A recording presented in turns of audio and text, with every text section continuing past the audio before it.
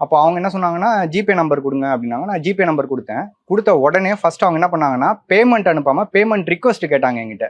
உடனே அவங்க என்ன சொன்னாங்கன்னா, வந்துருச்சு பாருங்கன்னோனே எனக்கு நோட்டிஃபிகேஷன் வந்து ஆனா பேமெண்ட் வந்த மாரி இல்ல. நான் வந்து அவருக்கு ரூ. 500 வந்து பே பண்ணணுன்ற மாரி எனக்கு ரிக்வெஸ்ட் அனுப்பியிருக்காங்க. நான் உடனே இந்த மாரி நான் எதுக்குங்க ஜிபே பண்ணணும்? நீங்க தானே பே பண்ணணும்னு, இல்ல சாரி தெரியாம அனுப்பிட்டேன் அப்படின்னு சொல்லிட்டு அமேசான் பேல இருந்து அனுப்புனாங்க.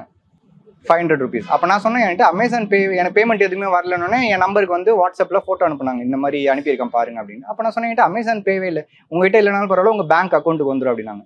சரி பேங்க் அக்கவுண்ட்க்கு வந்தாலும் எனக்கு எஸ்எம்எஸ் வரல. எனக்கு எஸ்எம்எஸ் வரல. அதனால வந்து நீங்க ஒண்ணு கரெக்ட்டா பே பண்ணுங்க. இல்லன்னா உங்க ஃப்ரெண்ட பே பண்ண சொல்லுங்க. உங்க ஃப்ரெண்ட் பக்கத்துல தான் இருக்காங்க பார்க்க சொல்லுங்க. எனக்கு எந்த எஸ்எம்எஸும் வரல அப்படின்னு. அப்புறம் கொஞ்ச நேரம் ஒரு மாரி பேசினேன்ட்டு சரி நான் இன்னொரு வாட்டி அனுப்புறேன். ஆனா காசு வந்து 2 அமௌண்ட் வந்தோனே எனக்கு ரீஃபண்ட் பண்ணிடணும்னா சரி ஓகே அப்படின்ட்டு செகண்ட் டைம் வந்து ஃபோன்பேல இருந்து அனுப்புனாங்க. எனக்கு ஜிபேல ரிக்வெஸ்ட் குடுத்தாங்க இல்லையா? அந்த இதுல இருந்து அனுப்பாம ஃபோன்பேல இருந்து அனுப்பிட்டு திரும்ப ஸ்கிரீன்ஷாட் அனுப்புனாங்க. அப்பயும் நான் சொல்றேன் எனக்கு வரல அமௌண்ட் அப்படின்னு சொல்லிட்டு.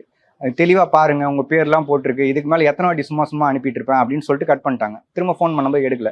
அவங்க ஃப்ரெண்ட் கிட்ட கேட்கும்போதும் ப்ரோ நான் என்ன ப்ரோ பண்றது? அவங்க தான் ப்ரோ புக் பண்ணாங்க. என்கிட்ட காசு இல்ல. அவங்க அனுப்பிட்டு இருப்பாங்க ப்ரோ. அந்த மாதிரிலாம் பண்ண மாட்டாங்க அப்படின்னு.